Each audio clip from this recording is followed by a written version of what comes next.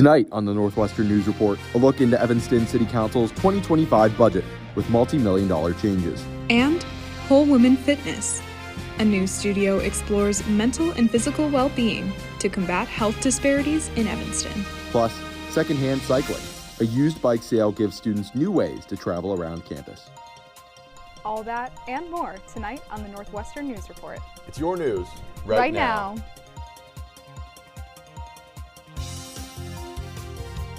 Good evening and welcome to the Northwestern News Report.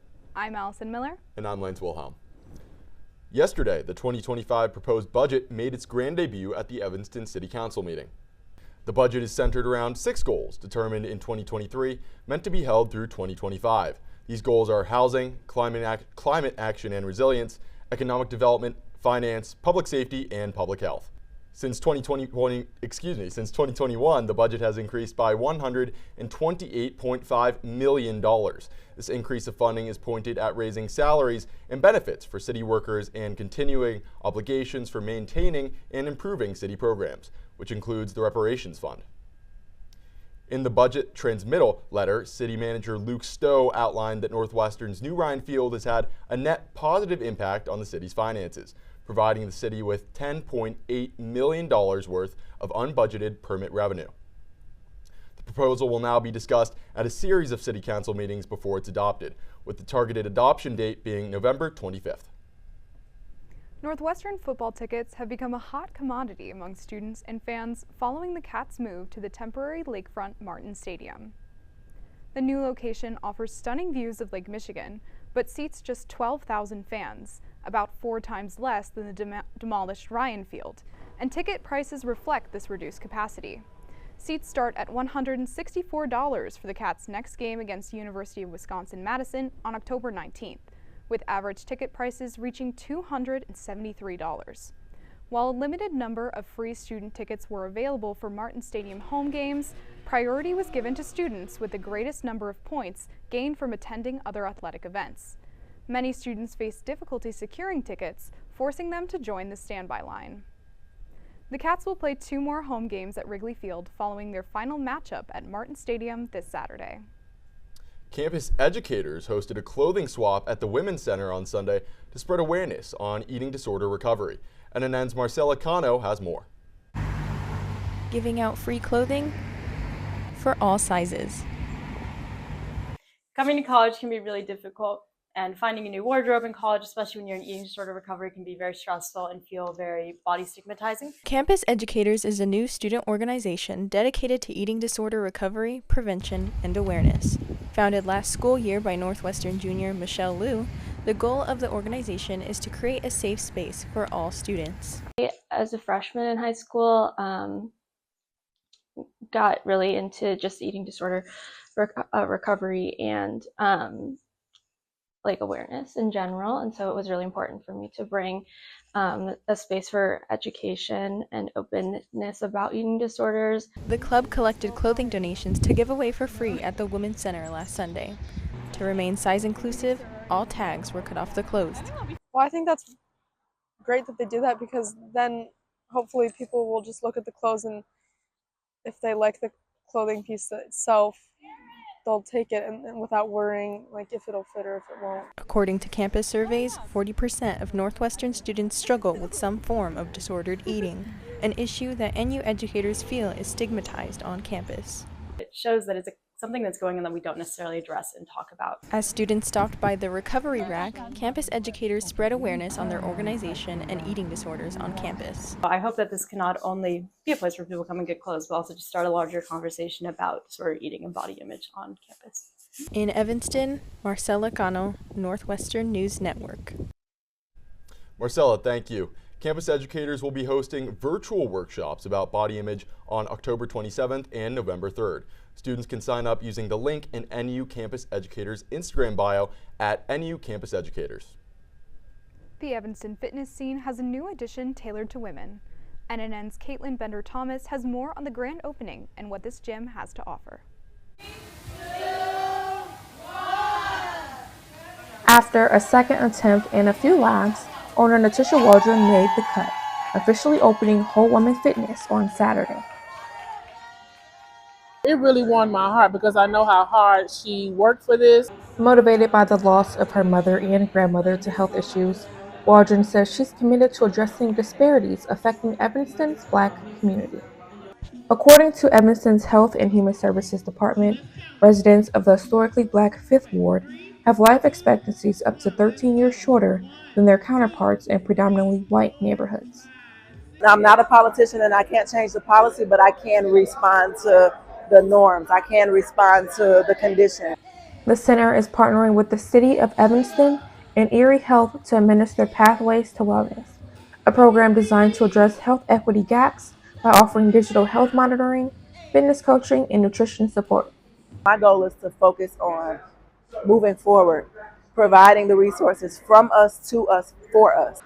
Offering everything from self-defense classes to step aerobics and even cardio and kangaroo boots, the grand opening was full of energy. We want to look good. We want to have longevity. In addition to participating in fitness classes, attendees can also come over here to the sauna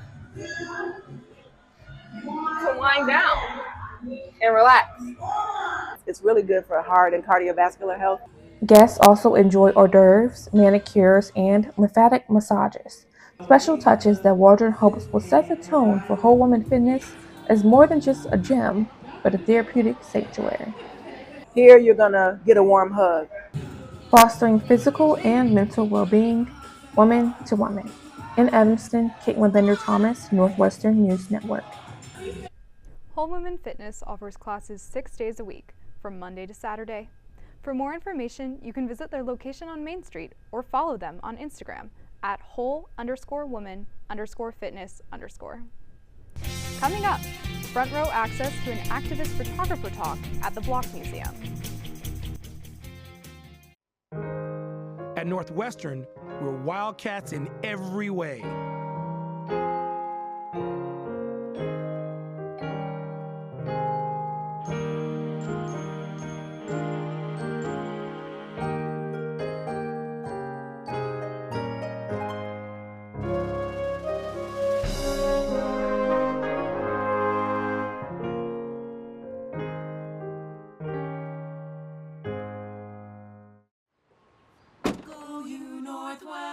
Northwestern break right through that.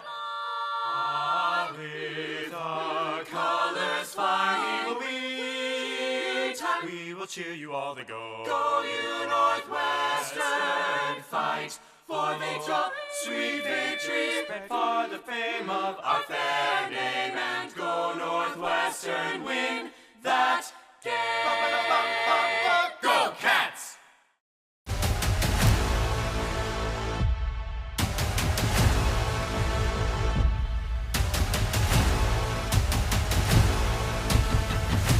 Ready, set, go!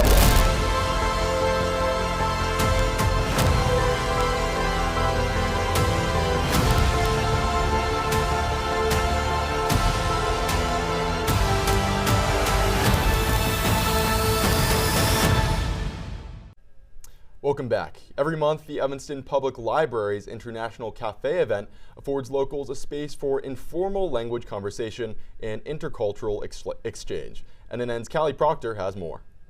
At the Evanston Public Library, language learners of all levels are welcome at the International Cafe. Jessica Ames Papalardo started the event, hoping to provide a laid-back environment for those attempting to learn a foreign language. I'm second generation, and so I just really understood what it means to, in my family's case, lose a language. So that was one thing that it really struck a chord with me, is that having a safe and supportive space to do that with other people. And her mission is already in practice. Mohammed Musman, a recent immigrant to the U.S., came to the International Cafe for the first time on Saturday to practice his English. I think it's a good place for people from different cultures to come together and to just be able to converse and build up your skills. Northwestern graduate Claire Gardner started learning Spanish as a student. Now, she comes to the International Cafe to maintain her language skills and find a community outside her day-to-day life. You just have to be able to communicate and slowly you build a rapport and can meet so many people who you wouldn't otherwise. Going forward, Pappalardo hopes that the International Cafe will continue to have a significant impact on the community. Whether you're monolingual, bilingual, or multilingual, or learning, there's always somewhere and someone for you to talk to. In Evanston, Callie Proctor, Northwestern News Network. Thanks, Callie. If you missed the International Cafe this weekend, the event will return to the Evanston Public Library on Saturday, November 9th from 1 p.m. to 3 p.m. It's time for Under the Microscope, where we give you the latest on Northwestern science news. And good news, your Apple Watch might be getting an upgrade. Northwestern University researchers developed a flexible material that can be charged like a battery to store energy or record digital information. In a new study published in the journal Nature, scientists used microscopic ribbons to build the energy-efficient and biocompatible new material. With further development, the systems could be used in microscopic memory chips, sensors, energy units, and even added to woven fibers to make smart fabrics. And there's an invisible ecosystem in your bathroom.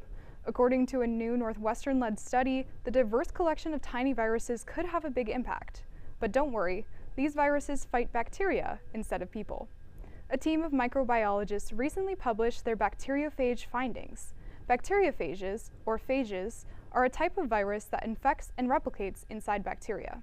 The study found that shower heads and toothbrushes are teeming with newly discovered phages. The team imagines that someday researchers will use mycobacteriophages to treat infections like leprosy and tuberculosis. Northwestern's Block Museum is celebrating its new fall exhibit called Dissident Sisters, Bev Grant and Feminism, with a conversation with photographer icon Bev Grant. NNN's Mackenzie Kirkwood has the story. Northwestern faculty, staff, and students snapping their focus on a keynote conversation with activist photographer Bev Grant. We had a really tangible tool that could help people. Her photos depict radical political movements in the 60s and 70s, documenting the rise of feminism, the Black Panthers, and anti-Vietnam War protests. I wasn't interested in doing the same kind of photography that the Associated Press was doing. These photographs, now on display at the Block Museum. So my hope is that students go in there and see the connections between the kinds of issues that we face right now. On Wednesday, Grant came to campus for a conversation with the Northwestern community featuring Women's Center Director Sarah Brown, bringing awareness to the power of telling a story through the right lens.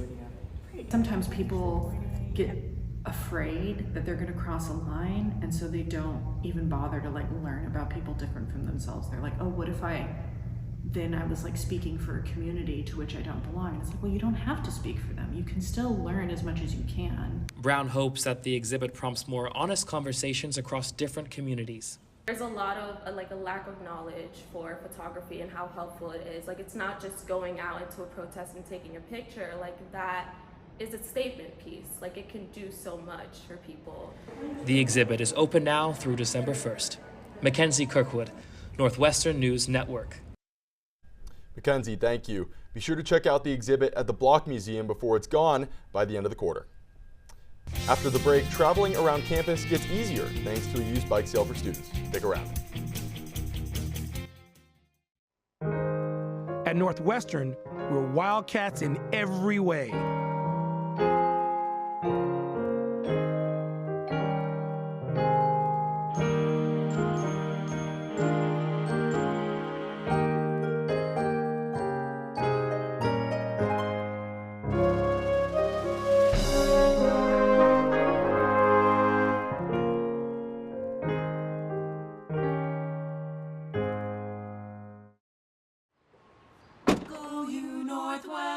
Northwestern break right through that.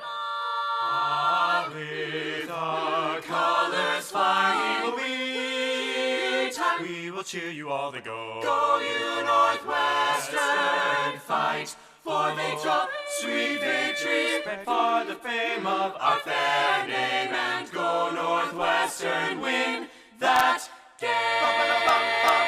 Go Cats! At Northwestern University, we are pioneering innovation and achieving excellence across every imaginable discipline.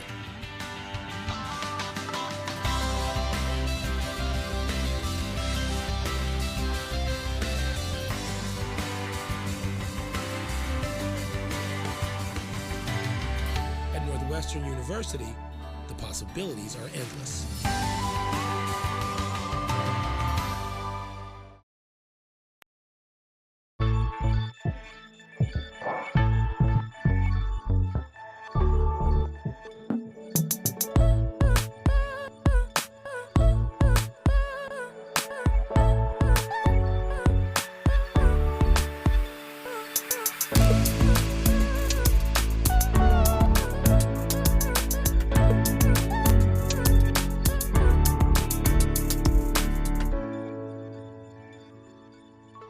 Students looking for a quicker way to get around campus face a couple issues. While they could purchase a bike, they can be costly, and there's always the risk of that bike getting stolen. The Recyclery Collective and North Student Center aim to fix both those issues with a bike sale here on campus. NNN's Elsa Chin checked it out. Students had the chance to buy used bikes on campus last Monday. Not only that, they also got to learn how to keep their bikes. Yeah, the bike culture is pretty bad here. Like, I see a stolen bike pretty much everywhere I go. Bike theft has become a real problem for students at NU, and that's why campus safety representative Danny Haw was at the bike sale, hosted by the Recyclery Collective. I would say this is a great event because it gives students the opportunity to look for a quality, affordable bike, but on top of that, also gaining information about how to protect their recent purchase and their investment. We're here at the used bike sale in front of the Block Museum of Art. Behind us is a great influx of customers, mainly students, lining up to be paired with a sales assistant. He got me fitted on the seat properly and told me like how to use the gears and stuff, all that jazz, and then the officer told me how to get registered.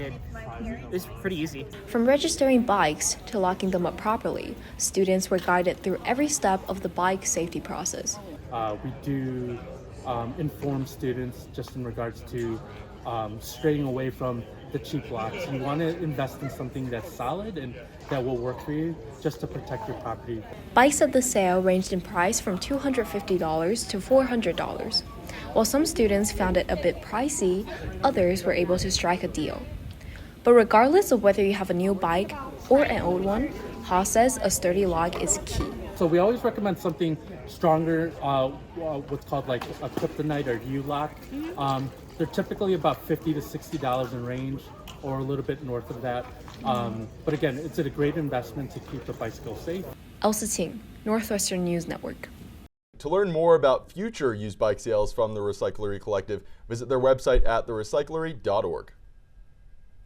A severe solar storm sent the northern lights shining across the U.S. last week, with prime views right here in Evanston. Students flocked to campus beaches on Thursday to watch the aurora borealis wave through Evanston skies, capturing the moments with their phones. The National Oceanic and Atmospheric Administration's Space Prediction Center issued a rare G4 geomagnetic storm watch going into the evening. G4 is just one level away from being as severe as possible. These storms are triggered by coronal mass ejections, when the sun's corona releases large amounts of plasma and magnetic field. Though solar storms can disrupt power grids and communication systems, the site brought together a community sharing in the wonder of the feat of nature. Students might have another opportunity to see the aurora borealis soon. The sun will reach the height of its 11-year solar cycle next year, triggering an increase in magnetic activity that could lead to northern lights sightings. Lance, did you get the chance to see the northern lights? No, I didn't, and I'm going to be honest, I'm pretty bummed out about that. Oh. But you know what I did do today? What? Was get pelted by hail. Not nearly as fun as seeing the northern lights, but fortunately for us, Gabriela Umberher Medalliu is in the studio with us to tell us what the weather's going to look like for this next week. And Gabriela, I'm really hoping there's some beach weather coming up. Thank you, Lance. As for tonight, hopefully we won't be expecting any more hail for the rest of the week. If you had any beach plans for tonight, I would cancel them, but I do have good news leading into the rest of this week. Today, we have a high pressure system in the west allowing for southerly winds coming into Evanston, creating a breeze across the lake, which causes the bands of rain and hail hitting our area. The lake rain effect showers are going into the overnight hours, causing those scattered showers and wind that we've been experiencing today and will experience into the rest of the night. Today we had a high of 49 and a low of 44, with an 85% of precipitation going into the rest of the night. What you can also notice with this graph right here is that as we go into the night, we have a decline in temperature, going from our 49 at the moment to 45, and actually into this week, going into our first Weather freezing advisory of the year. Tomorrow morning, we will reach freezing points, causing our first frost advisory of the year. Bring any cold-sensitive plants indoors because we will be experiencing below freezing points in the Evanston area. The lake effect rain showers are going into the overnight hours, as I mentioned. However, Evanston will be hit less hard than the southern points of Chicago and South Chicago. Evanston will be experiencing colder weather by the lake, as shown here, with 49 and 48 being the temperatures of Evanston and Chicago, and 48 being the temperature of O'Hare. Due to the lake and the clouds from the lake effect showers are blocking the sunlight, making it cooler throughout the day and into the night. As for the rest of the forecast for this week, if you are hoping to go to the beach, it is looking up for you as we continue on into the week. We have a high of 53 on Wednesday with a low of 40, as well as a high of 62 on Thursday, a high of 65 on Friday, and a highs of 66 and 69 on the weekend. As for beach weather, we have sun all across the board, and we do only have less than 5% chances of precipitation for the rest of the week. So I would like to say that hopefully you will not get hailed on anytime soon. All right, well, that's good to hear. Sounds like an improvement for sure. Thanks, Gabriella, for that weather update. Evanston community members gathered outside the fire department for their annual open house on Sunday. At the event, there were many safety demonstrations, including drone and canine demos from the Evanston Police Department, and even a live house burning down simulation. Families from all over Evanston enjoyed the demonstrations and getting to know their local heroes. Every year, the National Fire Protection Agency picks a different safety theme. This year, it was smoke detectors make them work for you, meaning where to put them, how to use them, how to check them, and hopefully early detection. According to the City of Evanston Fire Department website, a working smoke alarm increases your chance of surviving a house fire by over 50%. The goal of the event was to raise awareness on the effectiveness of safety measures like smoke detectors and help better prepare the Evanston community for disaster. When we return, Fashion Week comes to Evanston as local designers are celebrated for their work. At Northwestern, we're wildcats in every way.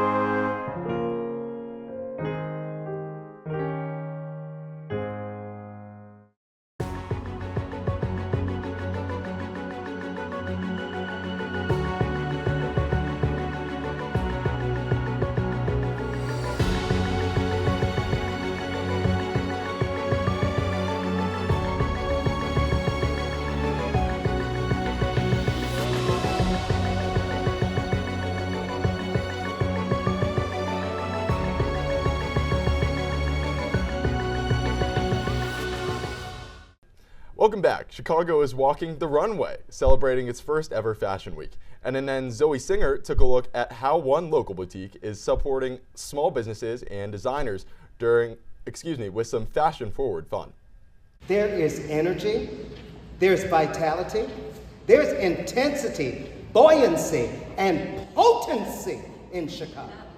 Cloth and Home, a local boutique, partnered with the Women's Club of Evanston to host a fashion show on Sunday, spotlighting 9 designers. I'm here to support my friend Pam Kendall from Cloth and Home as another small business owner. It's so hard when there's so much fast fashion around nowadays. The theme for the fashion show was Threaded Stories. I am hoping to bridge stories, actually. This fashion show will be a nice showcase to show how one idea can mean so many different things to all of us. After the show, 3 designers received awards for their work, and audience members had a chance to shop the runway.